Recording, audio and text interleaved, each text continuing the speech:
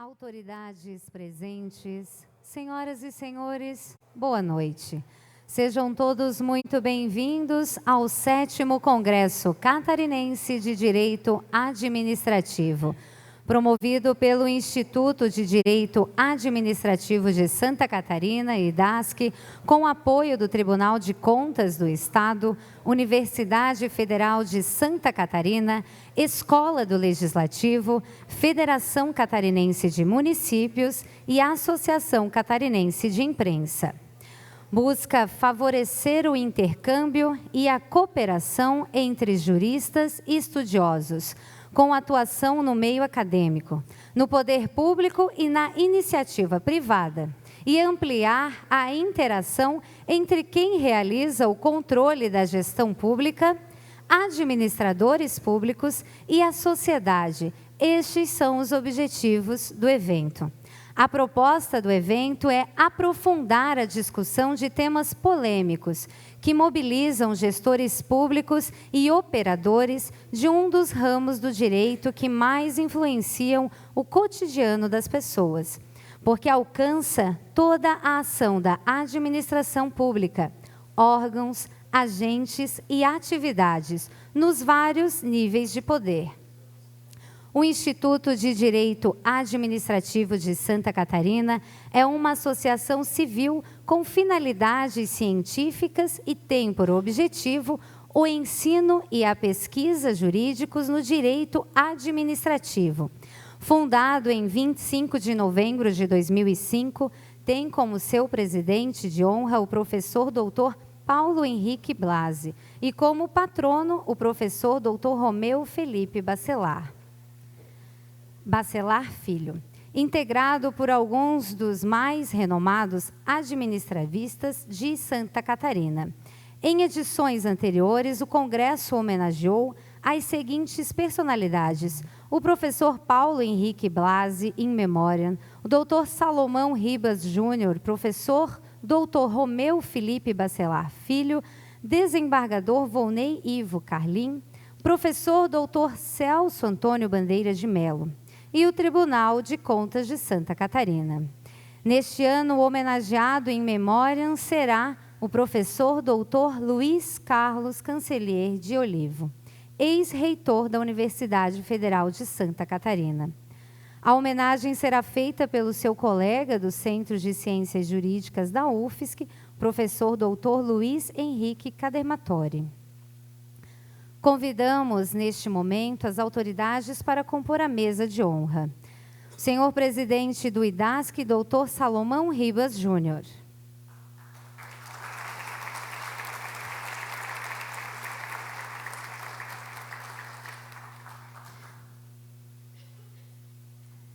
Convido o excelentíssimo senhor presidente do Tribunal de Contas do Estado, conselheiro Luiz Eduardo Xerém.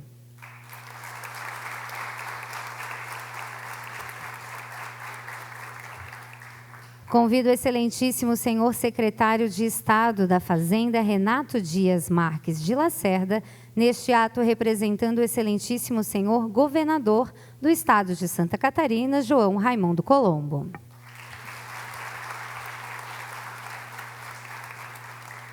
Convido o excelentíssimo senhor procurador-geral da Assembleia Legislativa do Estado de Santa Catarina, doutor Paulo Sérgio Alves Madeira.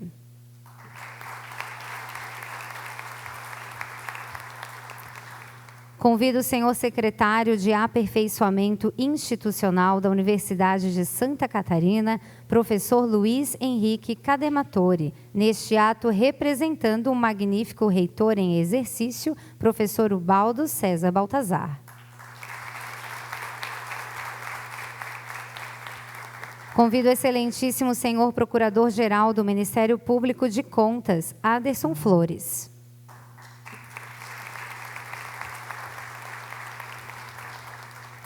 Convido o senhor presidente da Associação Catarinense de Imprensa, jornalista Ademir Arnon.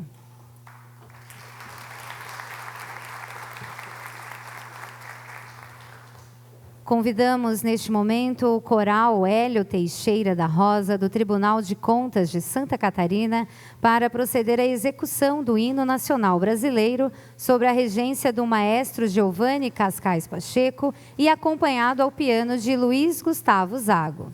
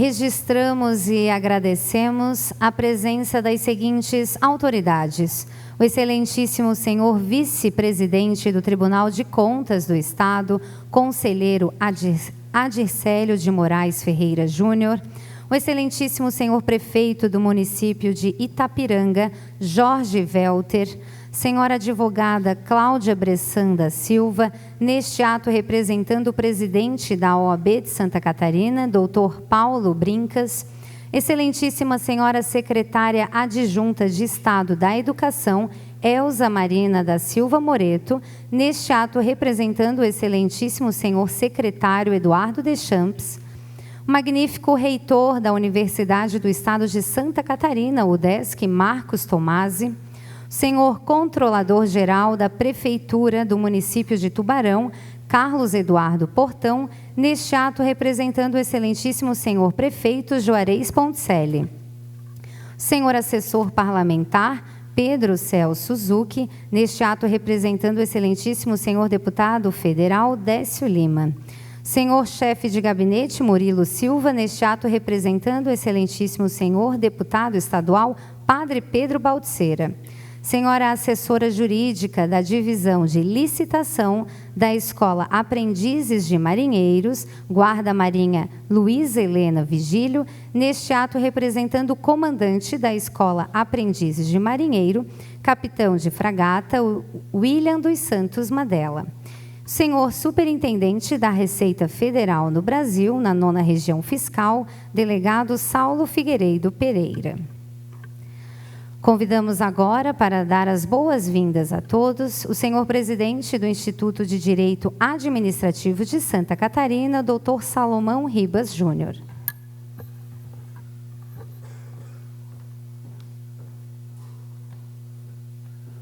Digníssimas autoridades que compõem esta mesa que preside a cerimônia de abertura desse 7º Congresso Catarinense de Direito Administrativo, vou pedir licença a todos para saudá-los na pessoa do conselheiro Luiz Eduardo Xerém, digníssimo presidente do Tribunal de Contas do Estado de Santa Catarina. Excelentíssimas senhoras, senhores,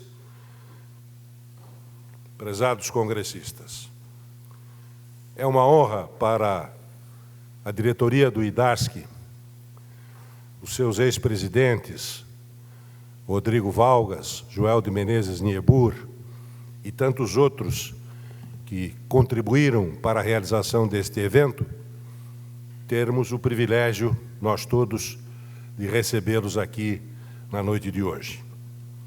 Este congresso, a exemplo dos anteriores, vai procurar estabelecer uma discussão de temas de relevância no campo do direito administrativo e também nas interfaces da aplicação do direito administrativo com outras esferas, outras áreas do direito brasileiro, em especial o direito penal. Esta saudação é abreviada, até porque deverei, ao final, voltar a ocupar a atenção das senhoras e dos senhores, mas eu creio que o importante nesta sessão solene é a homenagem do nosso Congresso. O IDASC sempre procurou homenagear uma personalidade, à exceção do 2º Congresso, em que o homenageado não era merecedor, os demais todos foram merecedores da distinção. E, neste ano, surgiu espontaneamente entre os diretores e entre as pessoas que participaram das negociações iniciais, advogados, professores, o nome de Luiz Carlos Cancellier de Olivo. Faremos essa homenagem a ele, ele leva o nome do Congresso, o Congresso é em homenagem a ele, e vai usar da palavra para fazer a saudação, o representante, inclusive, do reitor da Universidade Federal, mas já convidado previamente, desde o início, para ser o orador desta cerimônia, o eminente professor doutor Luiz Henrique Cademartori, a quem eu concedo a palavra.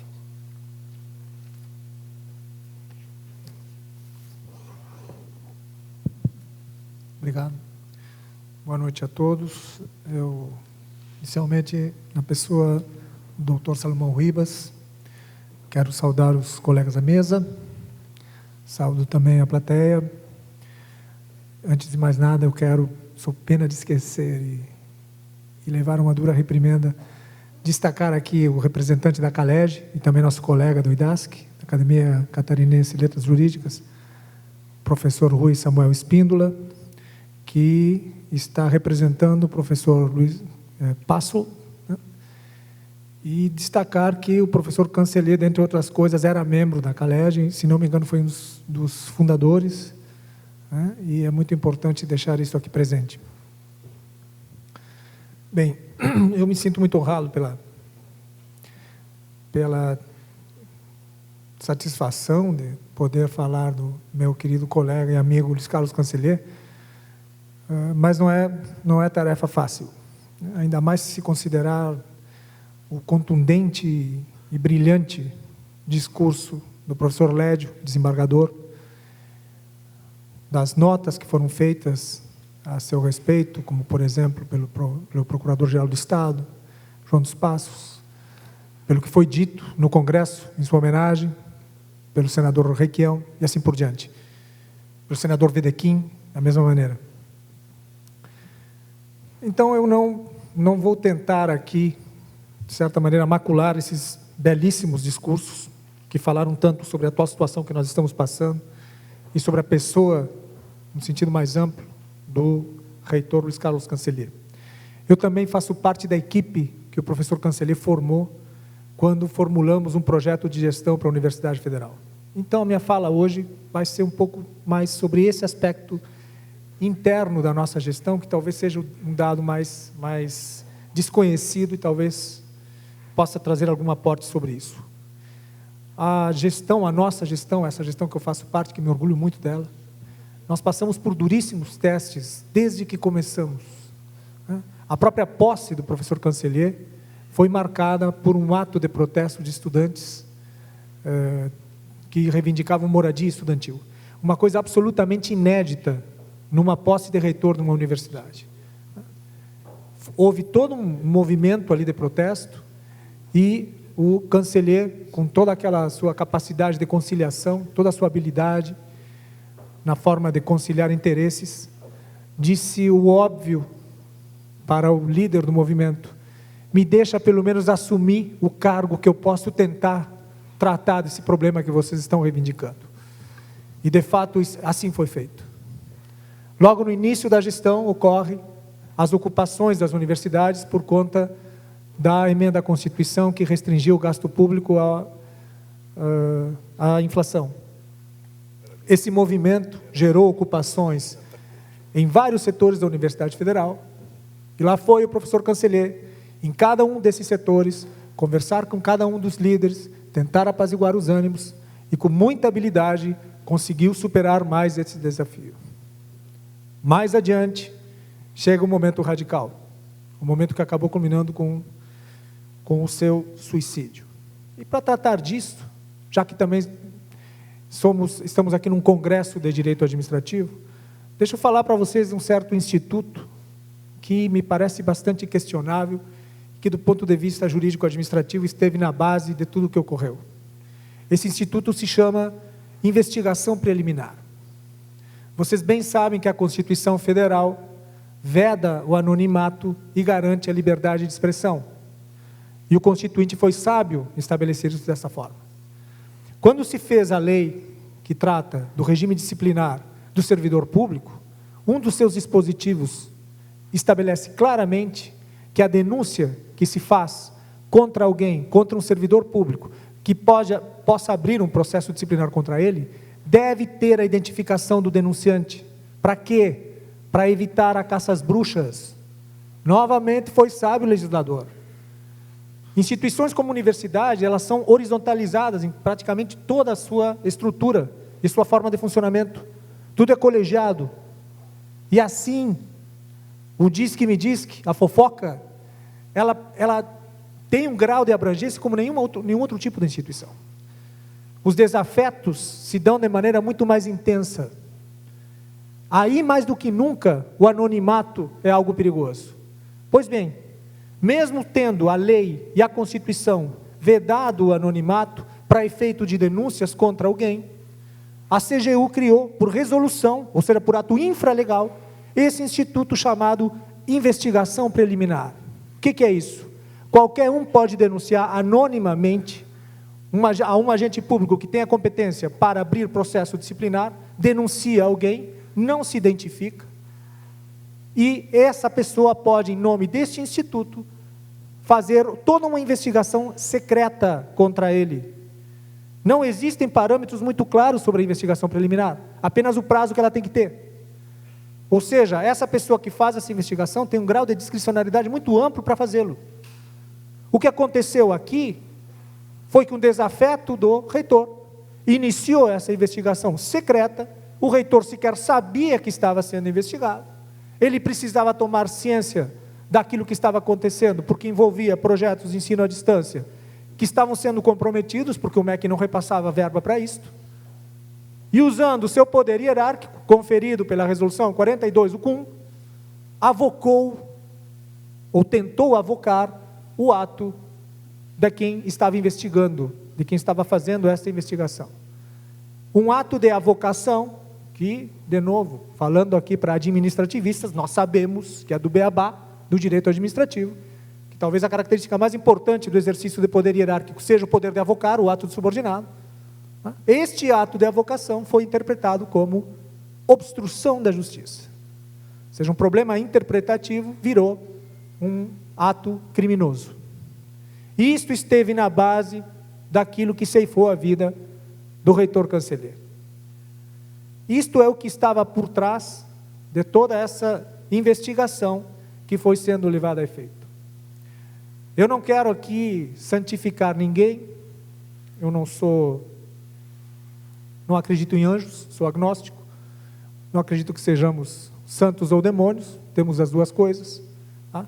Eu não quero aqui com isto dizer que o professor Cancellier fosse uma pessoa acima de qualquer erro, pode ter cometido muitos erros. Tá? E eu não assumiria a responsabilidade de dizer que ele era uma pessoa absolutamente pura, porque ninguém é. Agora, por essa atitude que ele teve, sem dúvida foi flagrante a situação abusiva. Tá? O professor Cancellier deixou com isto uma marca de um ato político radical para chamar a atenção a tudo isso que está acontecendo. Além de ser um ato político, a meu ver, foi um grande ato de sacrifício por aquilo que ele mais amava na vida, que era a Universidade Federal de Santa Catarina. A tal ponto que ele me chamava carinhosamente de Luigi, quando ele me ligava, me dizia: Luigi, estás na casa? A casa era a Universidade Federal. Ele não tinha carro, não sabia dirigir, morava num apartamento pequenininho em frente à UFSC. Depois que ele acordava, ia a pé para a universidade, ficava até a tarde da noite, depois voltava para o seu apartamento. A vida dele era a UFSC. Então, como muitos estão dizendo, não é um exagero, uma valorização dele ter dito no bilhete após a sua morte, que a sua morte foi decretada no dia que o afastaram da UFSC. A UFSC de fato era a vida dele. Quem o conheceu, que conviveu de perto com ele, sabe disso.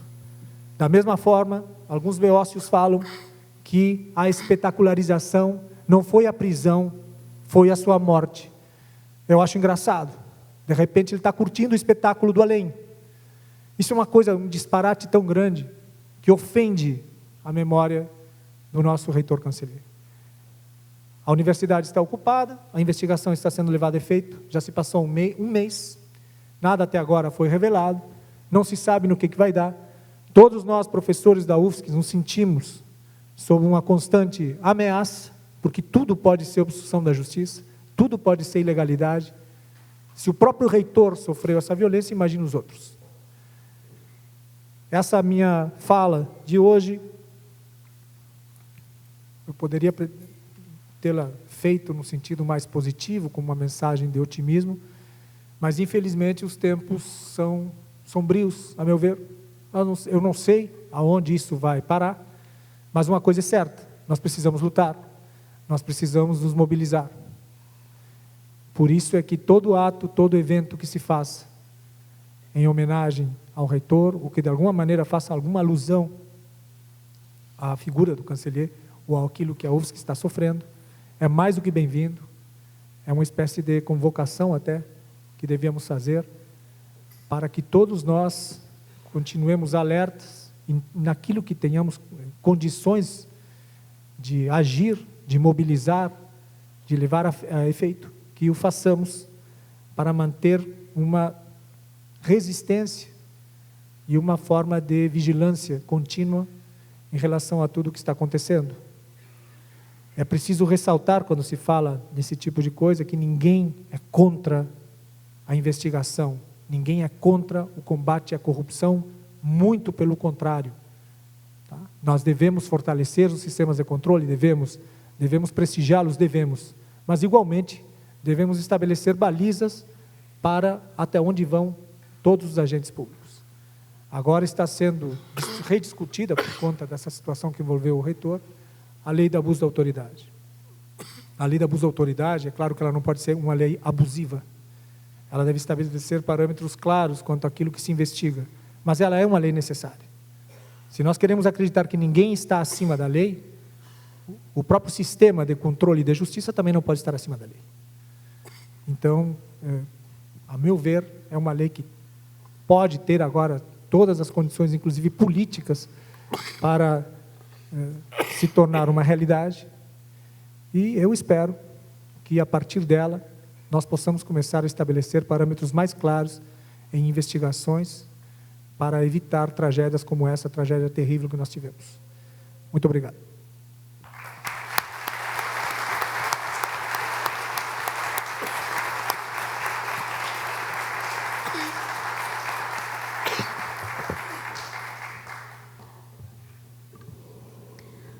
Convidamos o coral Hélio Teixeira da Rosa, do Tribunal de Contas de Santa Catarina, para proceder à execução do hino de Santa Catarina, sobre a regência do maestro Giovanni Cascais Pacheco e acompanhamento ao piano de Luiz Gustavo Zago.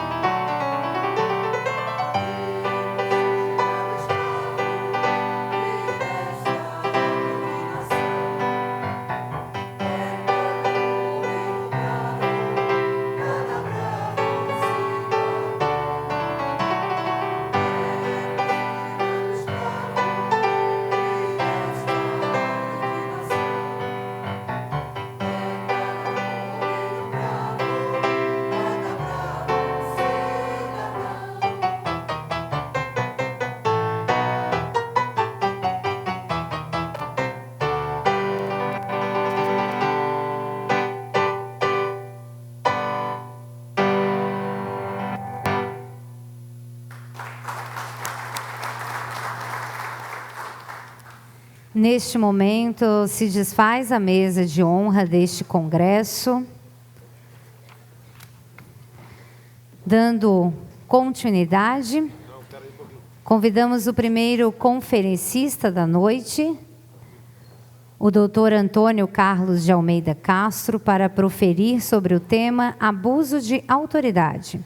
Antônio Carlos de Almeida Castro é especialista em direito penal, membro da Comissão de Direitos Humanos da Seccional da Ordem dos Advogados do Brasil, seção do Distrito Federal e do Conselho Federal da Ordem.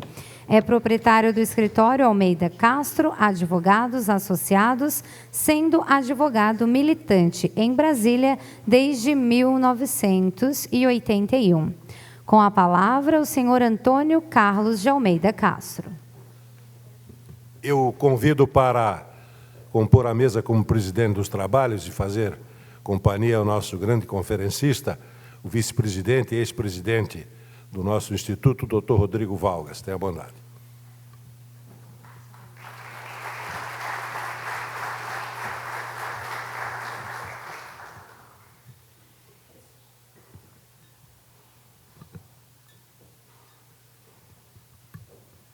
Bem, pelo menos não fiquei sozinho na mesa, né, Rodrigo?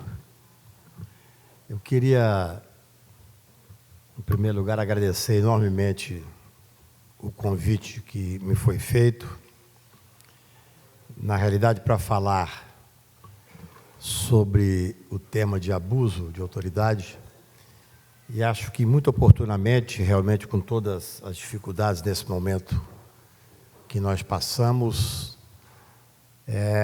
fazendo uma homenagem tão merecida ao reitor, que talvez seja o maior objetivo desse encontro, pelo menos é o que me trouxe aqui com mais premência, eu diria.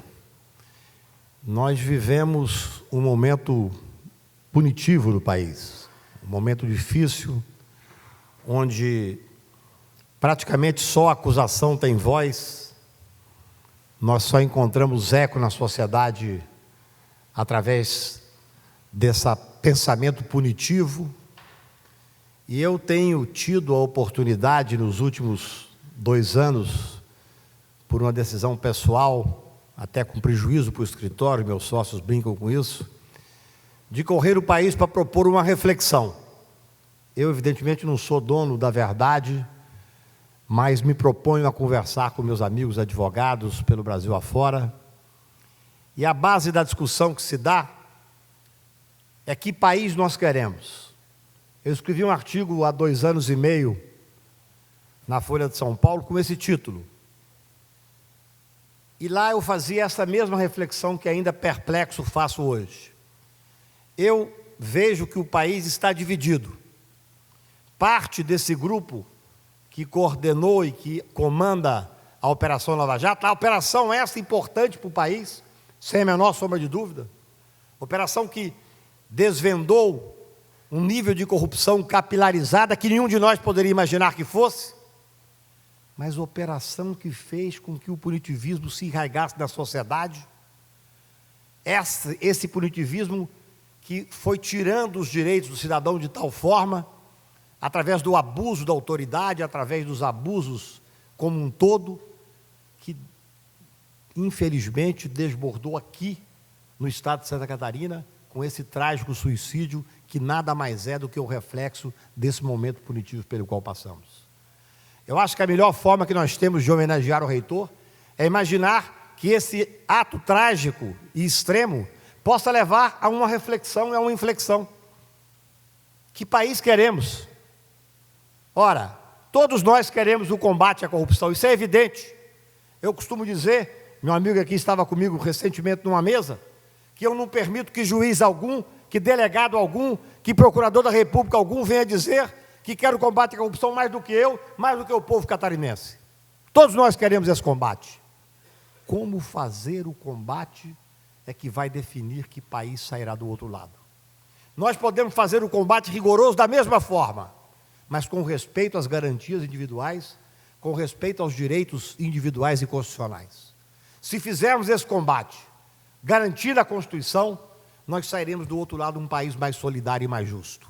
Se, no entanto, cedermos, a sociedade não acordar para isso, e apoiar esse combate a qualquer custo, o combate passando por cima dos direitos individuais e constitucionais, tendo a prisão preventiva como regra instituída de forma banalizada no país, a prisão temporária absolutamente banalizada, essa tentativa de prisão por poucos dias, por poucas horas, da condução coercitiva, que não tem previsão legal.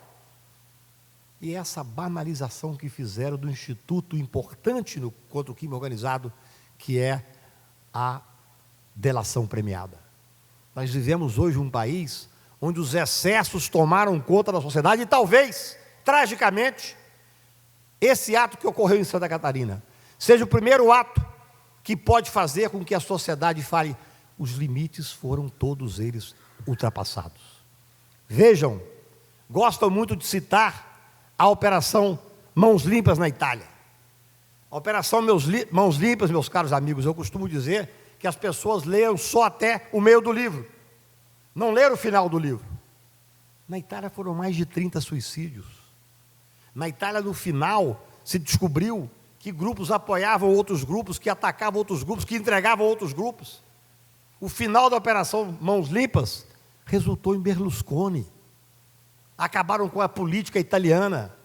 Quando eu vejo hoje os Dórias da vida, o Luciano Huck, a quem até gosto pessoalmente, tentando ocupar o espaço necessariamente importante da política nacional, porque o Estado democrático, da democracia, precisa desse espaço de discussão, você vê que é o caminho que se está tomando também no Brasil. E num momento trágico, onde nós estamos com o poder legislativo acuado, o poder legislativo de 4, porque os seus principais líderes estão sendo investigados, e tem que ser, todos têm que ser investigados, ninguém é acima da lei, mas uma investigação que tenha começo, meio e fim, e que tenha consequência, que não dure indefinidamente. O Ministério Público Federal não pode ser o detentor da agenda nacional, ele não pode acordar e falar: eu vou denunciar o presidente da República. Ele tem que denunciar, se julgar que tem elementos para tal, e comunicar que denunciou, e não raptar a agenda nacional. Nós temos um judiciário, hoje não existe vácuo de poder. Por que nós vivemos esse superpoder judiciário? Porque nós temos um legislativo absolutamente acuado. Temos um executivo sem nenhuma legitimidade após o impeachment, um presidente que não tem nenhuma representatividade popular. Então nós temos esse superpoder judiciário, que está legislando, que está ocupando espaços. Ora, eu disse da tribuna do Supremo Tribunal Federal, quando tive a honra de defender, falava agora no almoço com os meus amigos que me convidaram para vir aqui, eu disse lá que quando foi julgado numa quarta-feira modorrenta, que ninguém estava acompanhando o julgamento, um habeas corpus, que é um instrumento de defesa, num habeas corpus o Supremo Tribunal ousou afastar a presunção de inocência, num instrumento de defesa, com o apoio da mídia opressiva, com o apoio da grande mídia brasileira. Isso é um abuso. O Supremo Tribunal pode muito, mas não pode tudo. Nenhum poder pode tudo. Nós, naquele momento, criticamos, e a mídia diz que nós estávamos, na verdade, preocupados com 3 ou 4 ou 10 pessoas importantes, como se a Lava Jato fosse a única instituição, a única coisa que importasse para o Brasil. Ora, o que eu lembrei à época, em entrevistas que pude dar, é que assim como foi apoiado naquele momento o afastamento da presunção de inocência, o Supremo, numa outra quarta-feira, poderia afastar o direito à propriedade, ou afastar a liberdade de expressão, que são direitos constitucionais do mesmo patamar.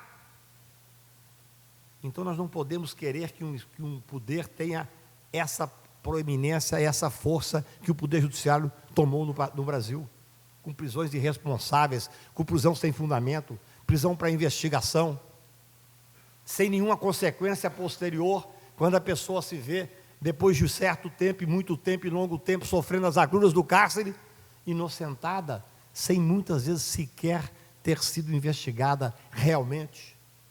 O Poder Judiciário, no momento em que nós entramos com a ação direta de constitucionalidade 43, onde nós questionávamos esse afastamento da presunção de inocência, atacado pela grande mídia, como se estivéssemos ali representando os grandes empresários nacionais, e não era.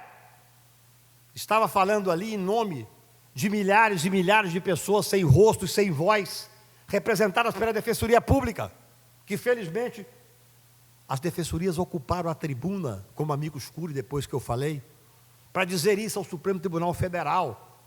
É exatamente por afastar a presunção de inocência que momentos trágicos como o que ocorreram aqui, ocorrem no Brasil de forma anônima.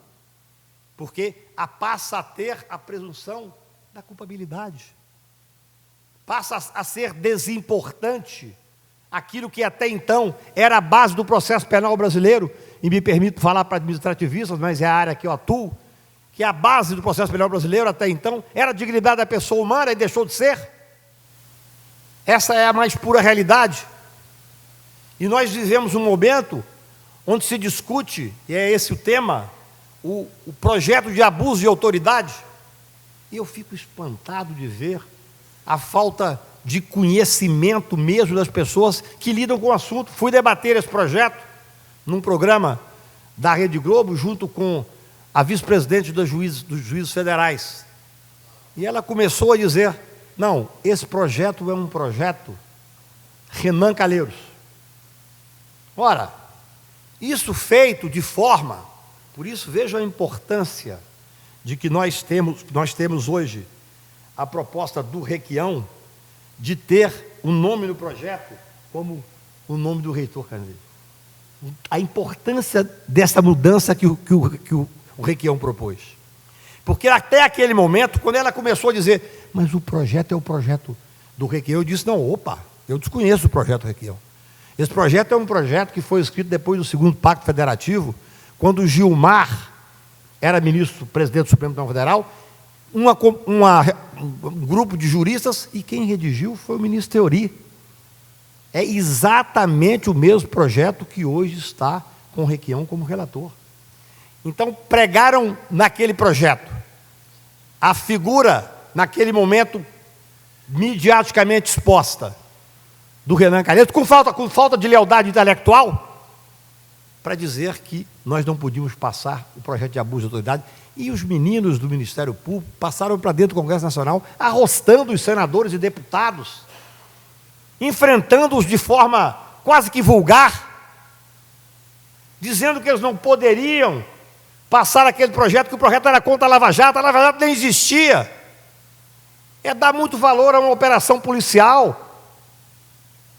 Essa Lava Jato não existia quando esse projeto surgiu. Em muito boa hora, o Requião coloca o nome do projeto do reitor Canalhier, porque isso poderá fazer com que a sociedade passe a aceitar um projeto necessário que vem afastar uma lei da época da ditadura. E ora, ninguém propõe aqui qualquer tipo de punição à autoridade. Nós estamos propondo, a sociedade está querendo propor, a punição ao abuso de autoridade. Só deve ter medo do projeto aquele que faz o abuso. E não pensem, meus queridos colegas e amigos, que esse projeto visa atingir os membros do Ministério Público que estão trabalhando na Lava Jato. Não! Esse projeto, que é, na verdade, no dia a dia, a importância dele capilarizada, é proteger o cidadão simples, que sofre os abusos no dia a dia diário. É que dizia Pedro Aleixo, quando vice-presidente da República, instado a assinar o AI-5, ele disse, mas é um projeto autoritário. E o ministro da Guerra disse, o senhor está duvidando do presidente da República? Ele disse, não, eu estou duvidando do guarda da esquina. Nós precisamos parar de imaginar e conhecer um pouco a história, que nós não estamos falando aqui de punição a ninguém de Lava Jato. Nós estamos discutindo algo muito mais grave, e eu acho que o nome do reitor honra essa ideia. Honra a ideia de que nós temos que avançar na sociedade e que temos que fazer o enfrentamento correto, o enfrentamento justo.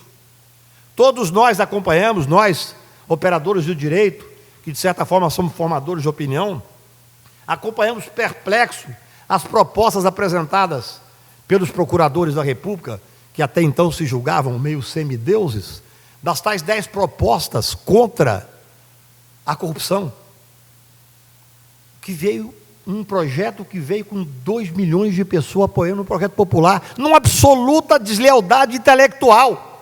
Eu duvido que 0,1% tenha lido aquele projeto.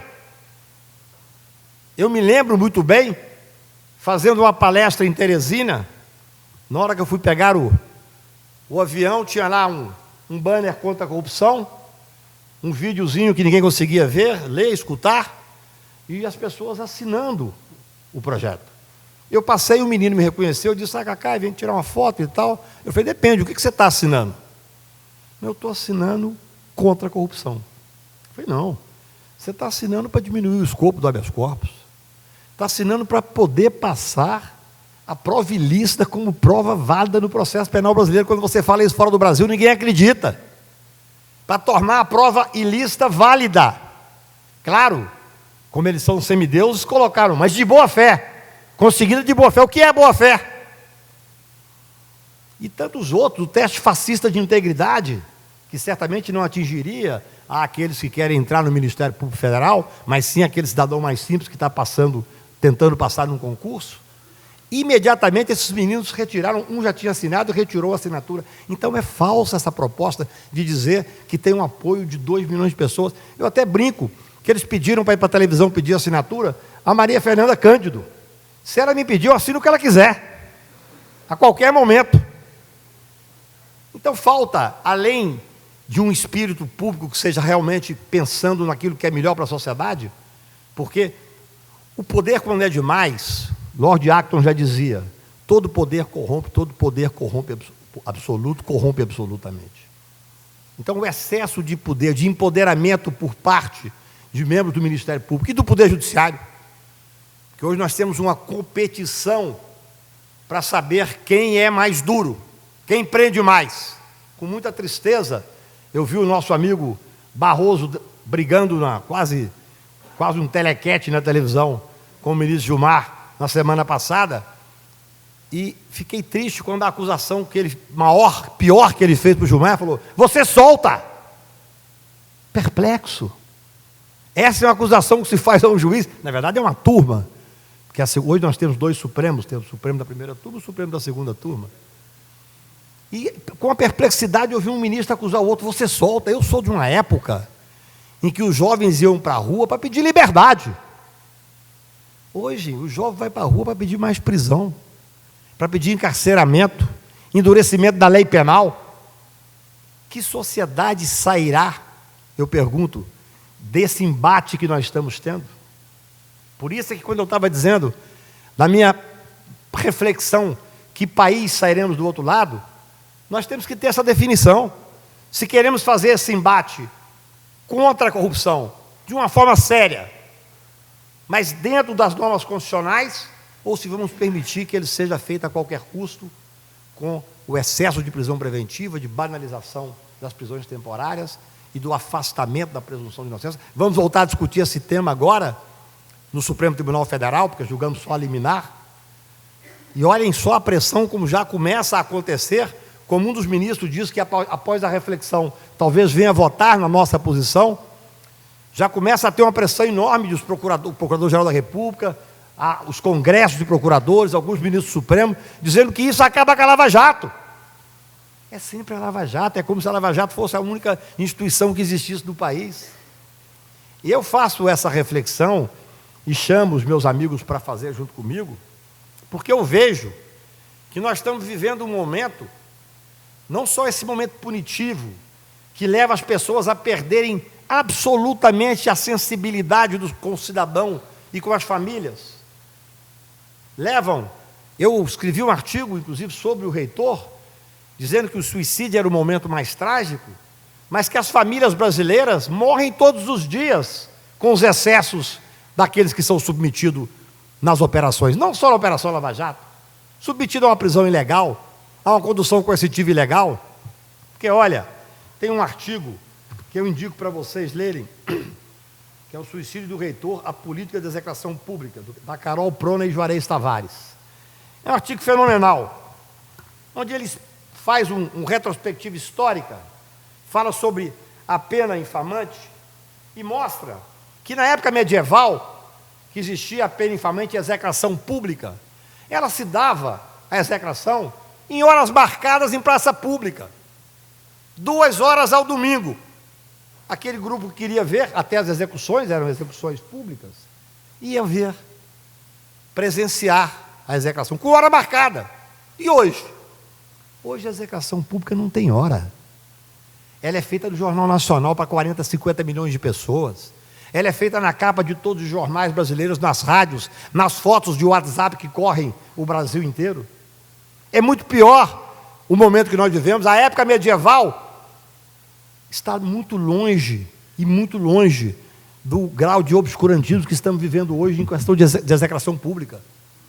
Vocês podem notar que sempre que há uma grande operação, os procuradores e os delegados federais sentam numa mesa e durante 1h30, 2 horas, em rede nacional, eles expõem a vida da pessoa que está sendo denunciada. Nem ré a pessoa é. Se fosse, não poderia.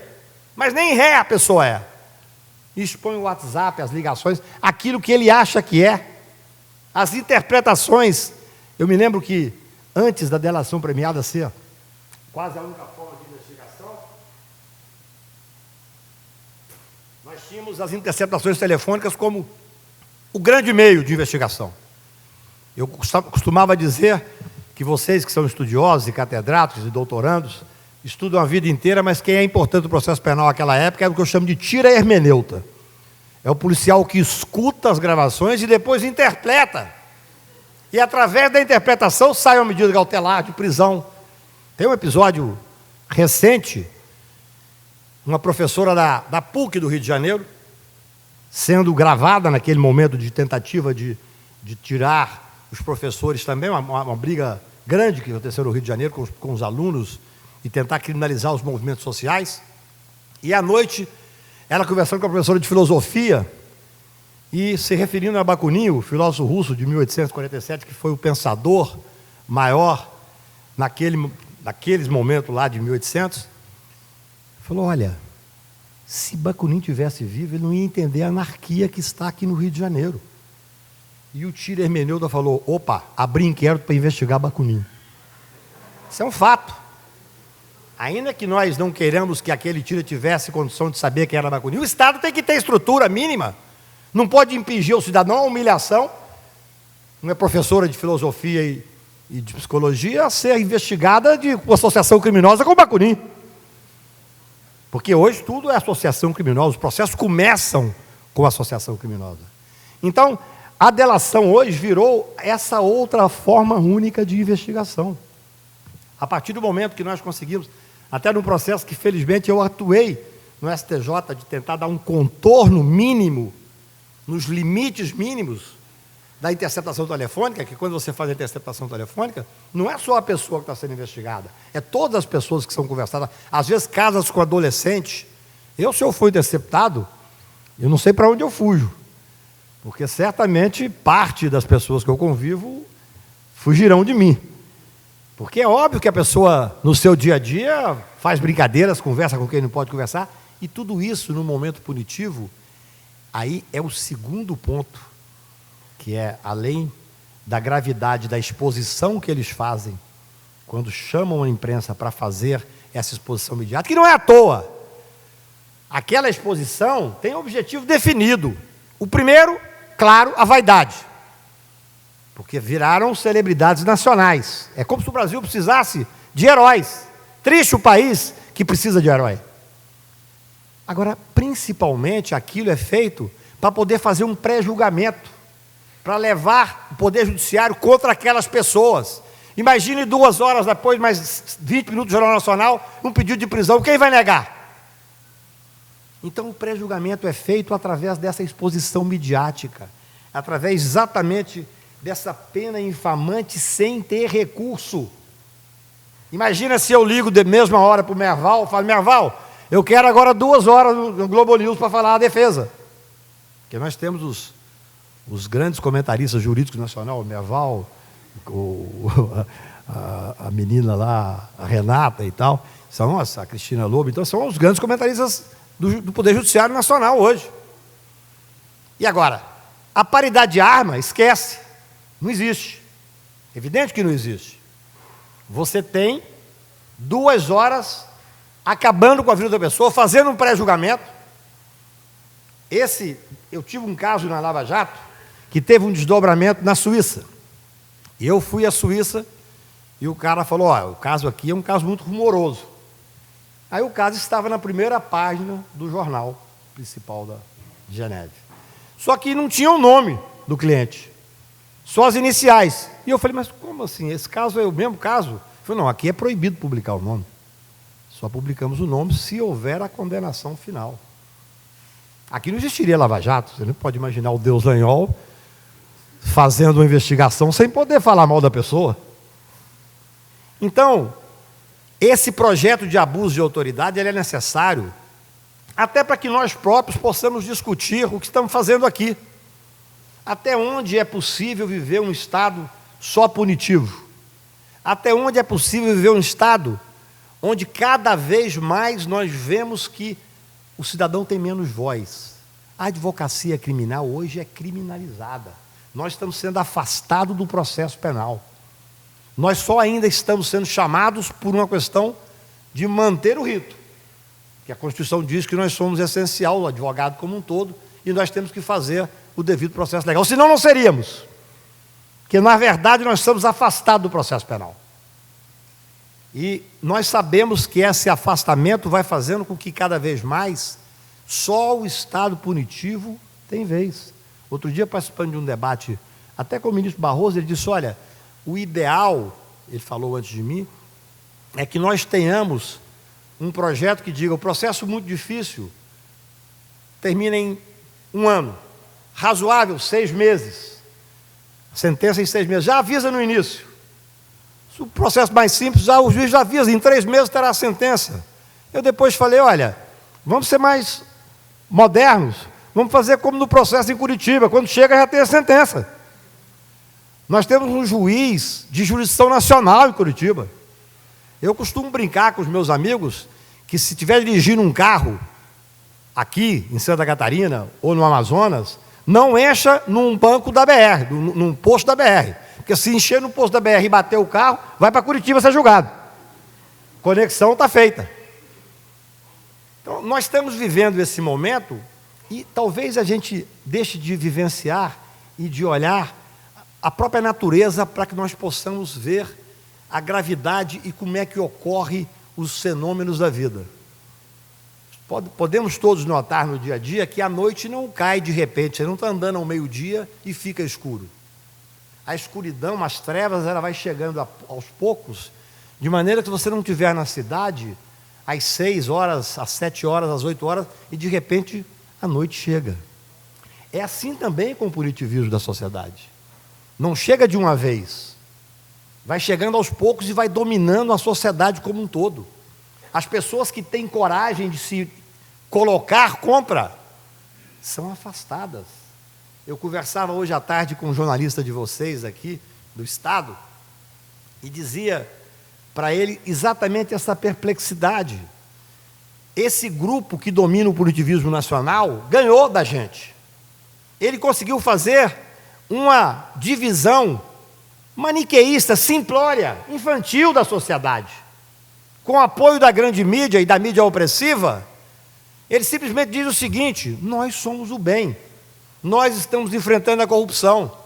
E ai daquele que ousa, como eu tenho feito nos últimos 2 anos e meio, e vários colegas, felizmente, juntos na mesma guerra, ai daqueles que têm coragem de expor os excessos. Esses são vistos como pessoas não só contra as operações, mas contra aquele que está brigando pela corrupção, então favorável à corrupção. Olha como é grave. Isso se chama abuso de autoridade. Nós temos que ter a coragem de dar um nome aos fatos como eles são. Eu brinco que talvez o que de certa forma me garanta seja uma certa visibilidade de falar a mesma coisa. Porque senão, algumas falas que eu falei ao longo do tempo seriam tidas como obstrução de justiça. Hoje absolutamente tudo é obstrução de justiça. Obstrução de justiça é aquele levantamento que o advogado não pode conversar. Primeiro que a prisão temporária, um dos motivos é impedir que o advogado possa, e os procuradores têm a coragem de dizer isso, os juízes dizem isso. E ainda tem a coragem de dizer o seguinte: não, mas é melhor uma temporária do que uma preventiva. Ora, a preventiva só pode existir se tiver presente os requisitos legais. É porque nós estamos deixando um esgarçamento no processo penal brasileiro que é assustador. Hoje, o cidadão é preso preventivamente e um procurador da República faz com ele um acordo de delação e propõe a liberdade e ele é solto. Não que eu não queira que ele seja solto, por mim todo mundo fica solto. Mas a questão toda é que ou estão presentes os fundamentos da 312, ou não estão presentes. O Ministério Público não pode, de repente, pelo fato do cidadão resolver falar, retirar os requisitos da prisão preventiva. Além de impor pena e cumprimento de pena. A lei de execução penal, que realmente é uma lei razoável no Brasil, agora tem outros fundamentos e outras formas de cumprimento de pena que não está previsto na legislação.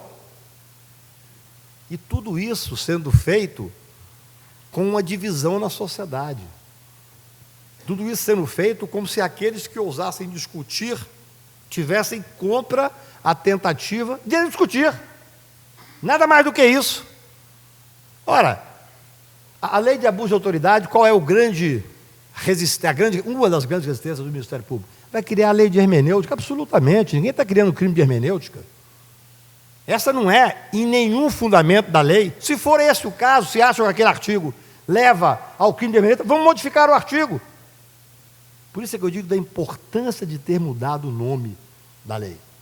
Porque você vai passar, provavelmente, a ter uma aceitação maior na sociedade. A sociedade, ela reage de uma forma muito direta. Eu me lembro de um artigo que escrevi há anos, que chamava O Jogo de Máscara.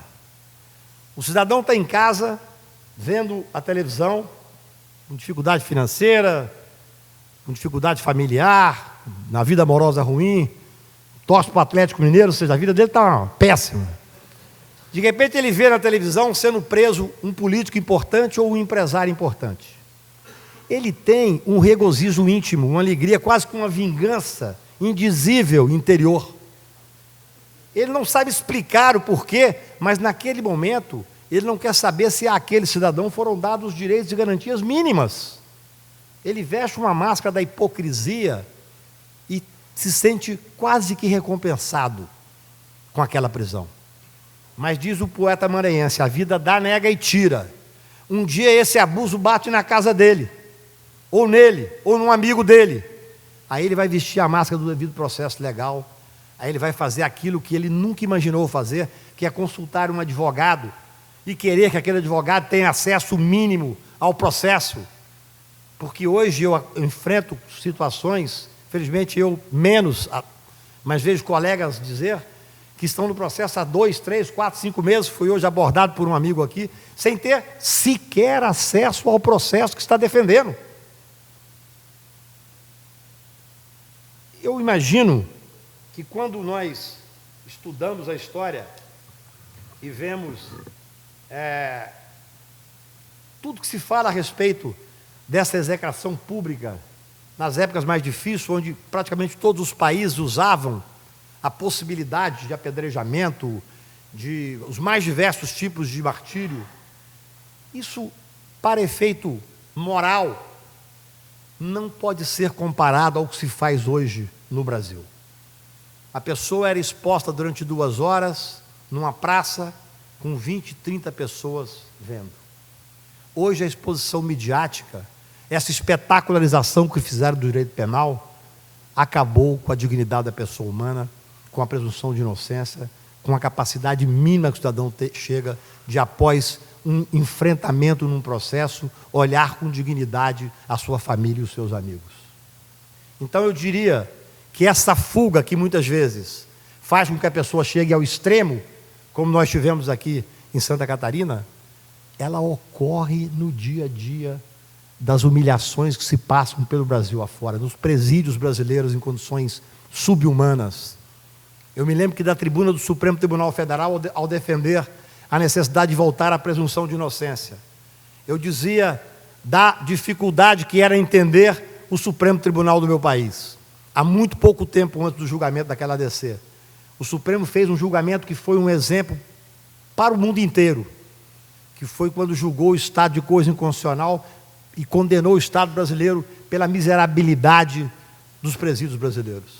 E, no entanto, depois, pressionado por essa mídia opressiva, nós vimos afastar a presunção de inocência e fazer com que levasse uma massa de centenas de milhares de pessoas sem nome, sem voz, sem defesa, apenas para cumprir uma pressão inacreditável por parte da mídia do Brasil. E isso sim, no meu ponto de vista, é a execração pública maior. Porque o cidadão que entra no sistema carcerário brasileiro, ele jamais sairá o mesmo. Sem julgamento final. É que disse o ministro Celso de Mello, naquele julgamento, disse, olha, eu falei que no STJ, dependendo do estado que for, São Paulo, por exemplo, chega a mudar 27%. De cada 100 pessoas presas, quase 30 não precisariam ter sido presas. E o ministro Celso disse, bastava ser um. Bastava um que fosse preso indevidamente, que o princípio estaria válido. Mas nós não estamos mais lidando com princípios. Nós estamos lidando hoje com conquistas, com migalhas que nós temos que tentar ainda manter no processo penal. Aquilo que, no dia a dia, a gente vê acontecer, e isso é uma exposição extremamente interessante, porque quando você pega uma pessoa que está sendo julgada, que está sendo exposta, eu me lembro que no mensalão, nós ficamos praticamente 5 meses dentro do plenário do Supremo Tribunal Federal. Felizmente, meu cliente, o Duda Mendonça, foi absolvido. Mas a condenação em massa, porque eu costumo brincar que uma das infelicidades dos julgados ali é que a Globo tinha perdido para a Record a transmissão das Olimpíadas. Então ela tinha que competir com as Olimpíadas. Então foi feito um filminho. Era como se tivesse um filme no julgamento do mensalão. E você chegava, tinha os professores que comentavam o julgamento. Você saía para o julgamento, estava lá 5, 6 professores que a gente conhece. Mas a mídia em cima, comentando sobre o julgamento. Ora, sem conhecer absolutamente nada do processo. Nem os ministros conheciam. Acho que o ministro Joaquim conhecia alguma coisa daquele processo. E nós vimos ali os absurdos se consolidando. Terça-feira é um dia sagrado no Supremo, que é onde julga habeas corpus de réu preso. Como esses habeas corpus não têm transmissão pela televisão, eles tiraram o julgamento de terça-feira para passar para o plenário. Nós passamos mais de um mês sem julgamento de réu preso, para julgar o mensalão, para atender um furor midiático, sendo que não existia nenhum réu preso, não tinha nenhum tipo de preferência naquele processo. Essa é a realidade que nós vemos. Eu me lembro que anos depois, eu me encontrei com o Duda Mendonça e disse, Duda, como é que está a sua vida hoje? Disse, Cacá, para todo mundo, eu sou condenado. Eu entro nos lugares e falo, olha o mensaleiro. Pouco importa se foi absolvido, porque já tem a condenação prévia, que é o motivo dessa exposição midiática que se dá nessas audiências posteriores às operações, para fazer o pré-julgamento. Então, se eu continuo falando pelo Brasil afora, é porque eu continuo acreditando que é necessário falar. Eu gosto muito de citar um poeta que pergunta para que serve a utopia. A utopia é como o horizonte. Você anda 2 passos, o horizonte se afasta 2 passos. Você anda 10 passos, o horizonte se afasta 10 passos. Então, para que serve a utopia? Serve para caminhar. E se nós conseguimos caminhar juntos, ainda que seja com divergências, mas discutindo as questões fundamentais, se nós estamos dispostos a acreditar que nenhum sacrifício é em vão, mesmo uma coisa trágica, como aconteceu no estado de vocês, que sirva para que essa discussão se amplie, para que a gente não deixe que a noite caia ao meio-dia, que esse estado punitivo não tome conta, pelo menos, daquilo que nós ainda temos de humano em nós, aquilo que nós ainda podemos acreditar, porque se nós não acreditarmos, podem ter certeza absoluta, esse estado punitivo vai vigorar cada vez mais, porque eles acreditam, eles passaram a acreditar, a imprensa começou a incensá-los como deuses, e eles acreditaram que são deuses. Por isso que Fernando Pessoa falava, arre, estou farto de semideuses, onde há homem no mundo.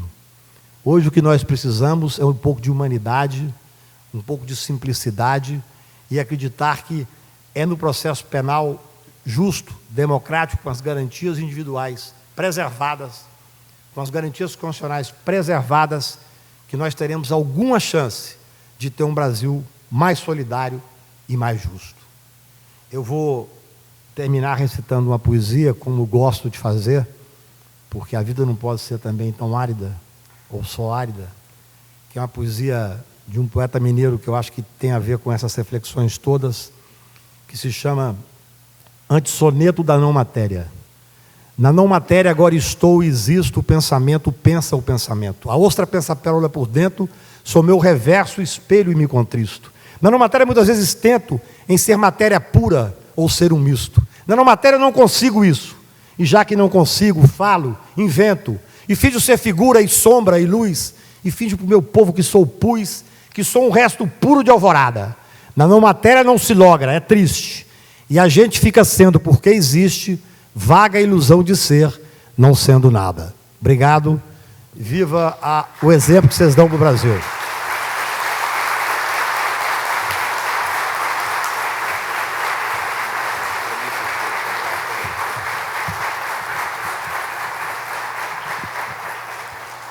Convido o presidente do Tribunal de Contas, Luiz Eduardo Xerém, para entregar o certificado de conferencista para o senhor Antônio Carlos de Almeida Castro.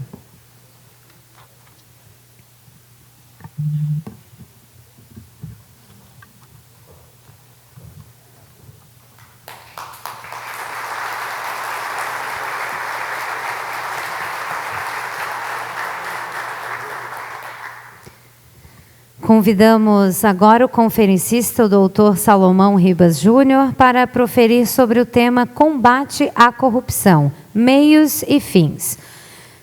Doutor em Direito pela Universidade de Salamanca, Espanha, foi presidente do Tribunal de Contas de Santa Catarina, é o atual presidente da Academia Catarinense de Letras, membro fundador e presidente do Instituto de Direito Administrativo de Santa Catarina, IDASC. Com a palavra, o doutor Salomão Ribas Júnior.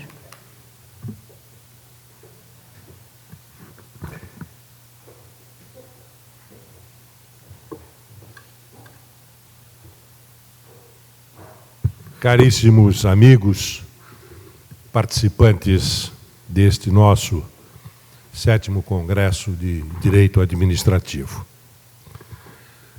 Eu continuo achando, como disse na última reunião do IDASC, em que fechávamos a programação, que não era uma boa ideia pautarmos esta palestra imediatamente após a conferência do Dr. Cacai.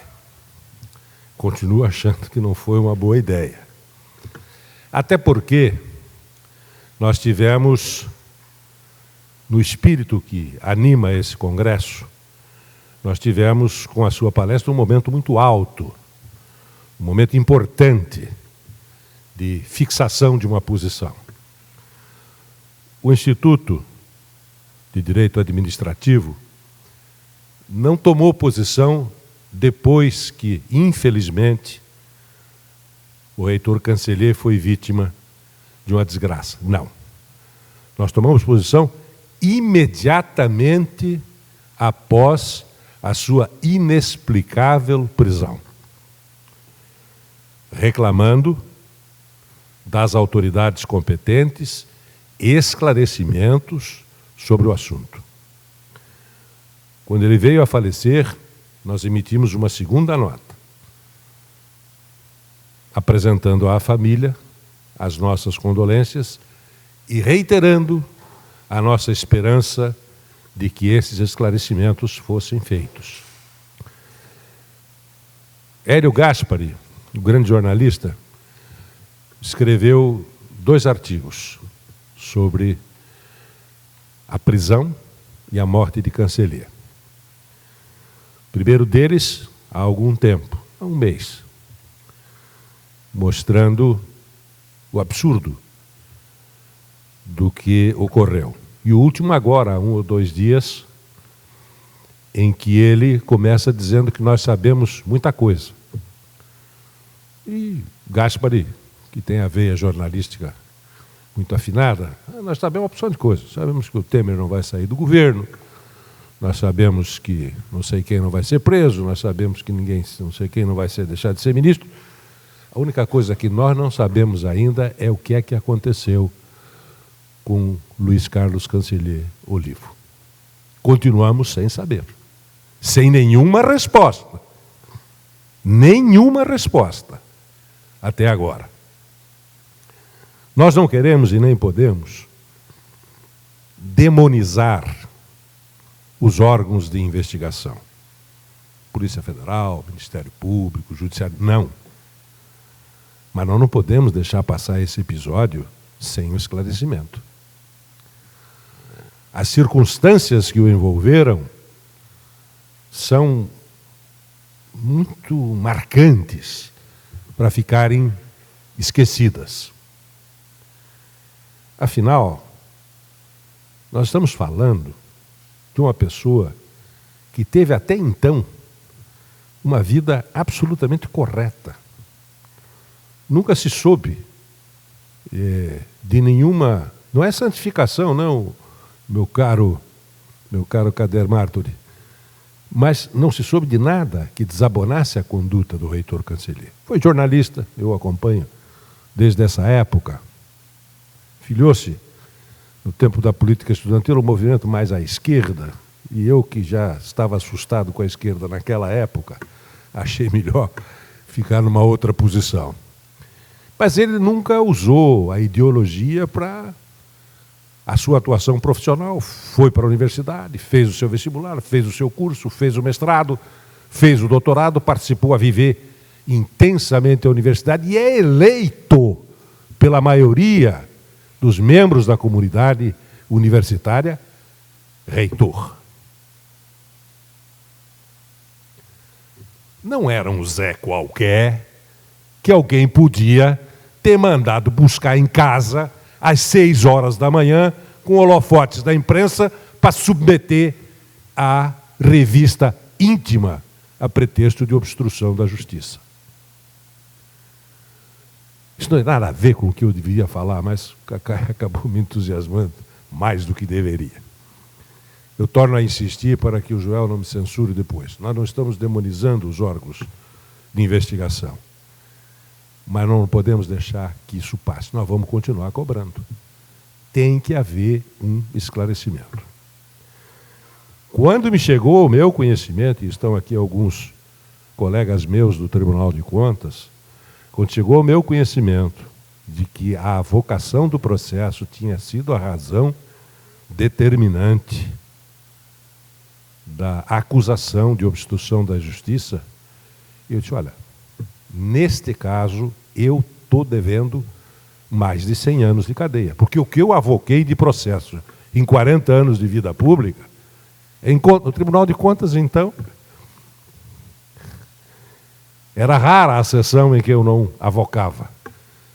Se isso é crime, ou é obstrução, então eu estou devendo muito à justiça. Isso eu quero saber, eu quero que me esclareça, afinal de contas.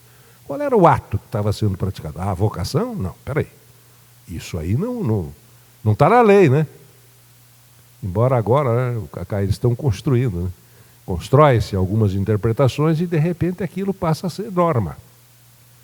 Você vai olhar na lei, não, mas a lei não fala nada disso, não, mas há um princípio. A partir do princípio, se pode construir uma interpretação. Quem começou a moda foi o Supremo, né? Julgar as coisas conforme a Constituição, mas a coisa agora está... Ri quando falou no Pedro Aleixo, que eu me lembro bem dessa história.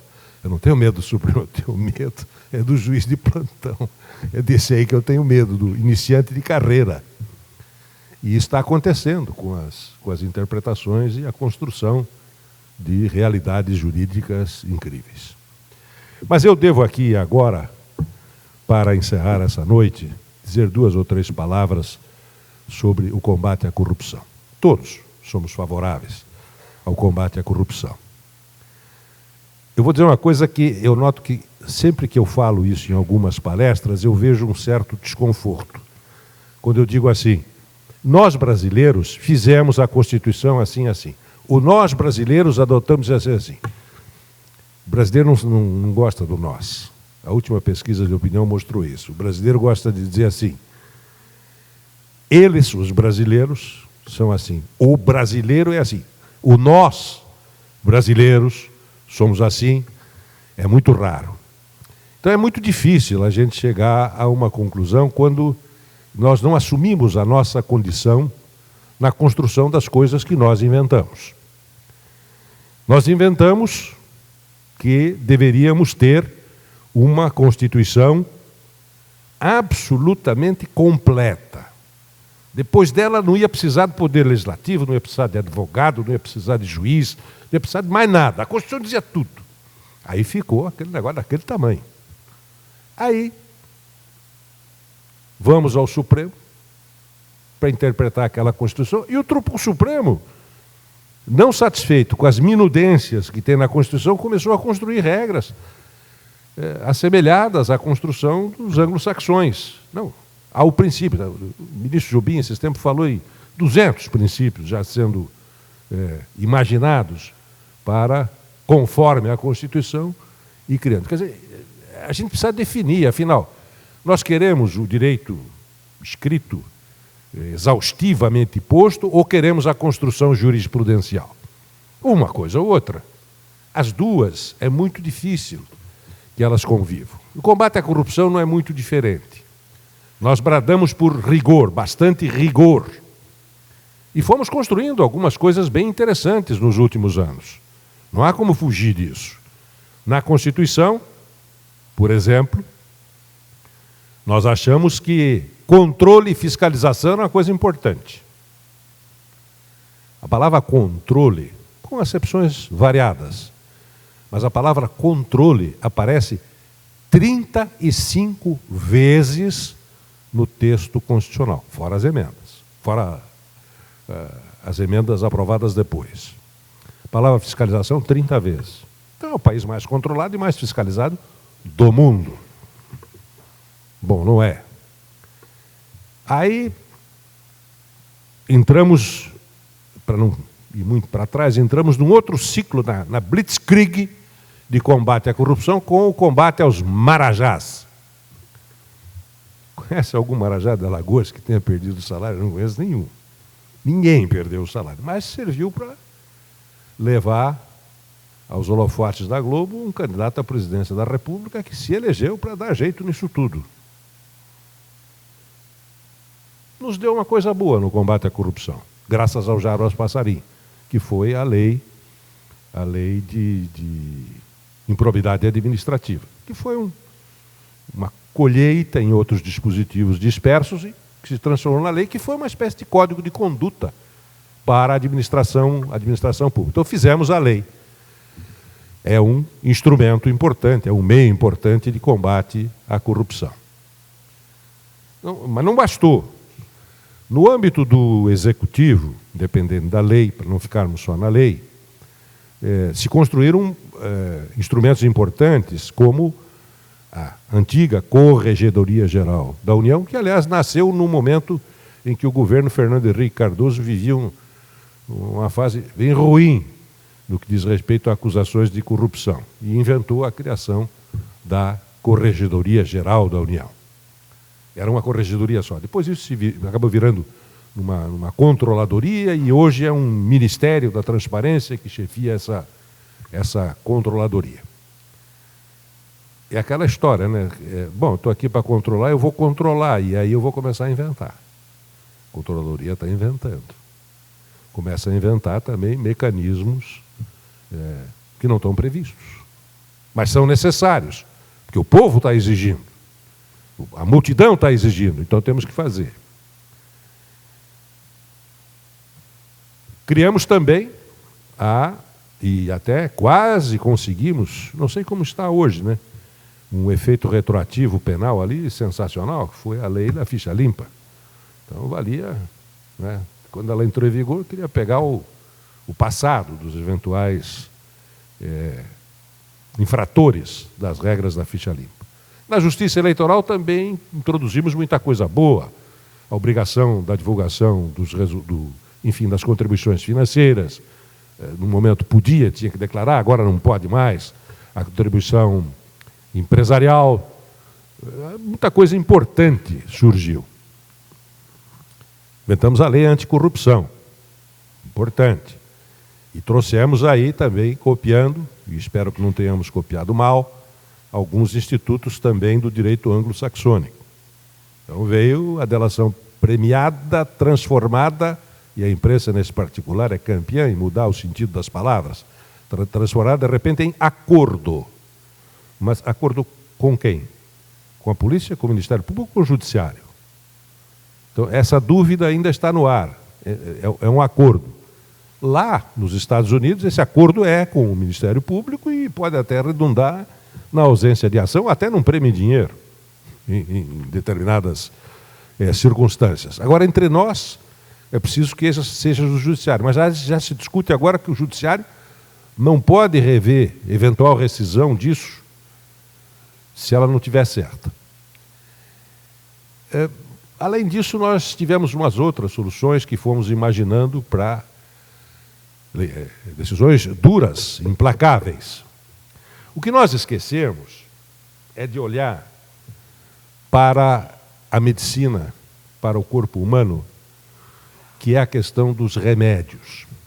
Isto são remédios, nós mesmo chamamos, né, o habeas corpus de remédio heróico, e são remédios que surgem, etc. Então, também são remédios para combater a corrupção, mas os remédios têm efeitos colaterais duríssimos que estão surgindo.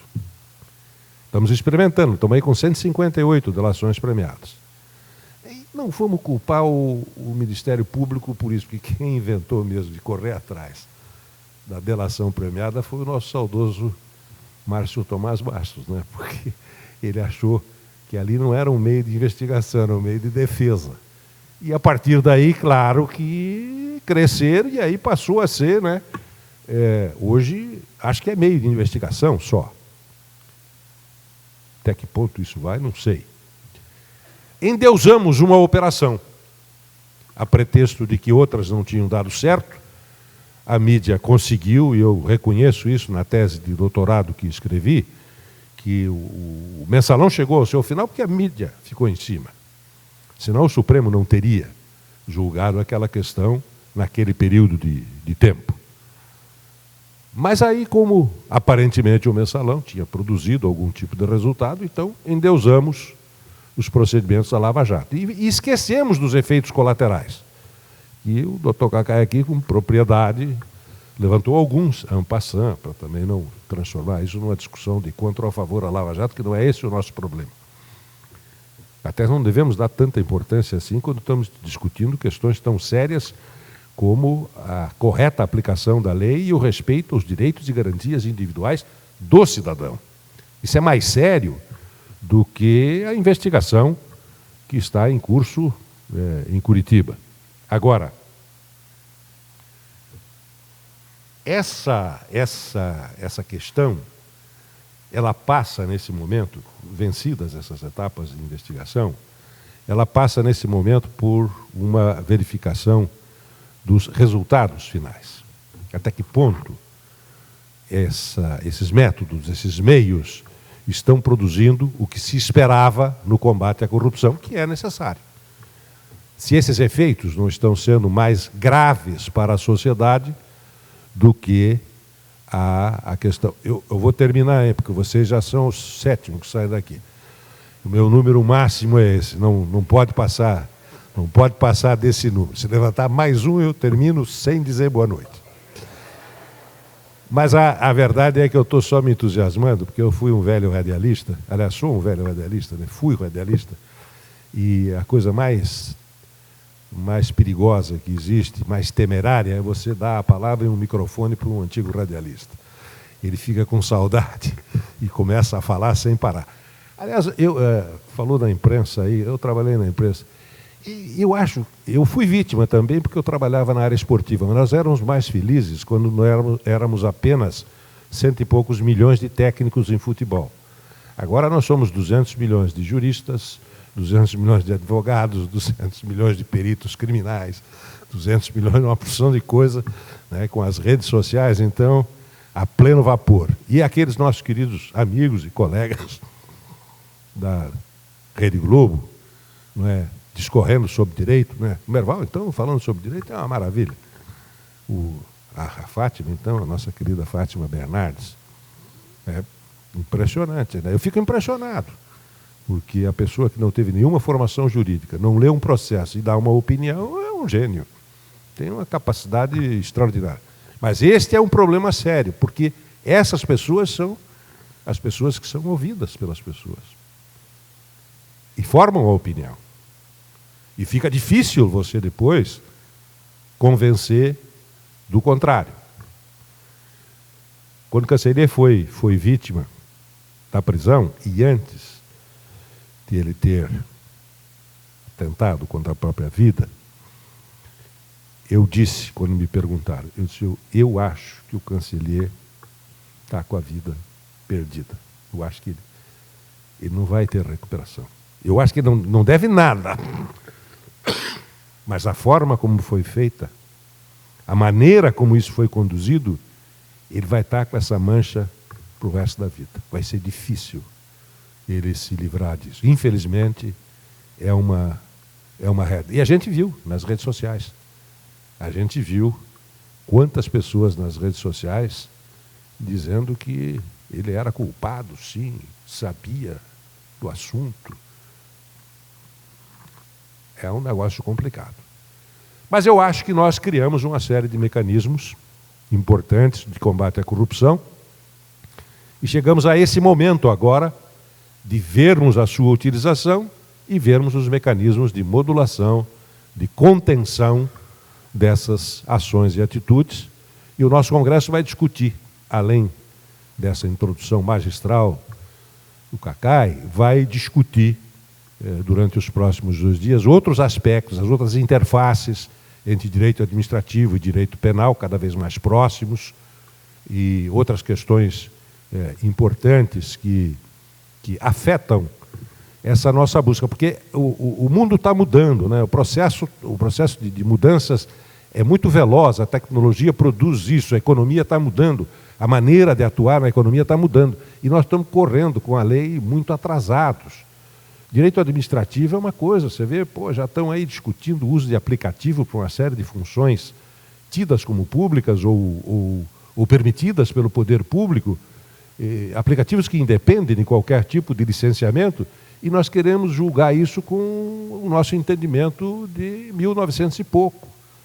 Então, é preciso uma velocidade grande.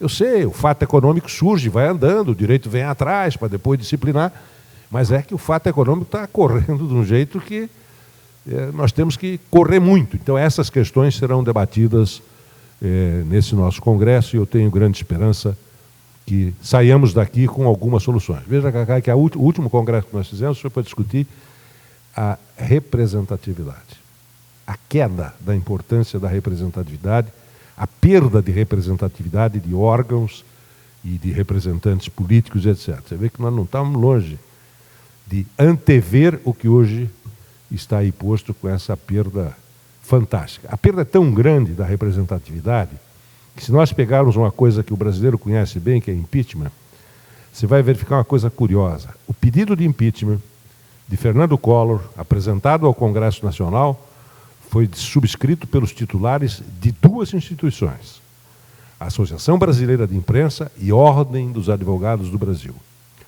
O pedido formal de impeachment da senhora Dilma Rousseff foi subscrito por pessoas notáveis, sem dúvida, mas nenhuma representando nenhuma instituição. Doutor Hélio Bicudo, a doutora... O público me mata se eu não lembrar o nome dela. Me ajuda, Cacá. Doutora Janaína, e tinha mais um terceiro, o Reale Júnior. Veja só a diferença. Nem instituição. Isso mostra um pouco da perda da representatividade das instituições. Os mecanismos começam a ser utilizados, mas a ausência dessas grandes instituições numa representação, a rigor, da mesma natureza, até porque ambas inventavam coisas, né? A do Collor inventou a falta de decoro, recuperou a falta de decoro do direito romano para justificar o pedido, e essa arrumou uma coisa que tem um apelido horroroso, né? Pedaladas fiscais, para justificar a retirada do poder. Meus amigos, eu fiquei muito feliz com a presença de todos, creio que falo em nome de todos mesmo, fiquei felicíssimo com a palestra o Cacá, e peço desculpas a vocês por esse desarrazoado com que eu encerro essa sessão. O conselheiro Wilson Rogério Vandal, do Tribunal de Contas, aí está, seja muito bem-vindo, e juntamente com Eduardo Xerém, o nosso presidente, o nosso vice-presidente, que também, conselheiro Adicélio de Moraes, que também nos honra com a sua presença. Eu dou por encerrada essa sessão e lembrando a todos os que estão participando e querem ganhar certificado que amanhã é 8h30 lá no Tribunal de Contas. Muito obrigado, boa noite a todos.